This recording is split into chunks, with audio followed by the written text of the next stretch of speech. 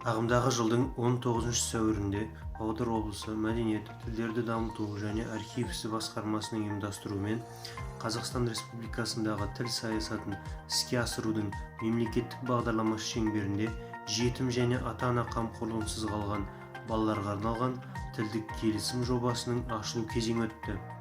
Аталмыш жобаға Павлодар қаласы мен Кенжекөл ауылының отбасы үлгісіндегі балалар ауылының тәрбиеленушілері қатысты. Курсқа 90 бала бір ай бойы қатысатын болады. Инновациялық Еуразия университетінің ұйымдастыруымен латын әліпбиі өркениет жолы атты тақырыбында бинарлық сабақ өтті. Аталмыш сабақтың лекторы ретінде Павлодар облысы Мәдениет, тілдерді дамыту және архив ісі басқармасы, тілдерді дамыту және латын графикасына көшіру бөлімінің басшысы Төкенов Ержан Советұлы қатысып, қазақ тілінің әліпбиін латын графикасына кезең-кезеңмен көшіру бойынша өңірімізде жүргізіп жатқан жұмыстар туралы баяндады. Облыстық халық радиосының тікелей эфирінде өңіріміздің тіл саясатына арналған кезекті кездесуге Павлодар облысы Мәдениет, тілдерді дамыту және архив ісі басқармасы басшысының орынбасары Османова Сәуле Ғабдұлжапарқызы қатысты.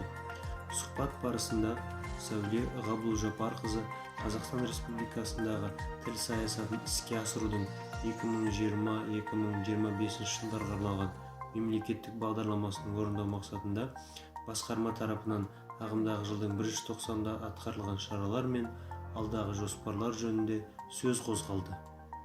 2021 жылғы сәуірдің 1 мен 25 аралығында жарнама сауаттылығы акциясы жарияланған болатын.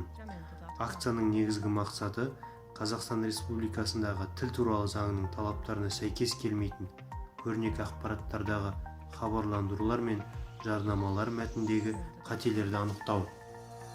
Акцияға қаламыздың кез келген тұрғыны қатысып, жалпы басқармаға 100-ге жуық фотосурет ұсынылды.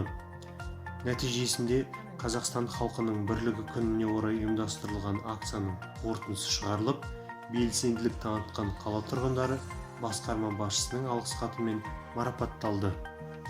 Жебе қоғамдық бірлестігінің мүшесі, тіл жанашыры Досжан Мұратбекұлының қатысуымен Ертіс мәдениеті Instagram парақшасында онлайн сұхбат өткізілді. Звезда Приртышья облыстық газетінде кезекті «Изучаем казахский язык» айдары жарияланды.